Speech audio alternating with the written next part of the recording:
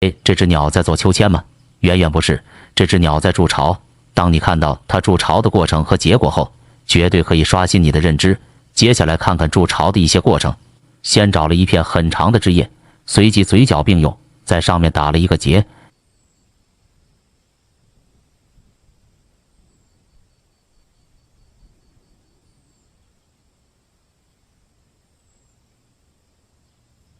这是世界上唯一一种会打结的鸟。打了几个结后，它用另一头在树枝上又打了一个结，随即出现了一个秋千一样的玩具。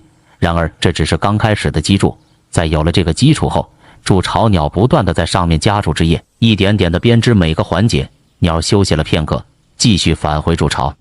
现在可以看到，只有巢的底部没有编织完毕，因为素材的局限不统一，小编只能做混剪，也就是说，不是一只鸟筑巢的整个过程，不用多久就可以完毕了。回到这只鸟的视线中，鸟巢现在的基本轮廓已经出来了。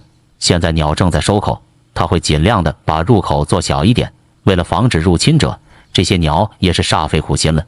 它这样做的目的是一个可以防雨，另一个当天敌爬进去的时候没有支撑点，所以很难进入到里面。随后，鸟基本上完成了筑巢，可以看到这个窝的口是朝下的。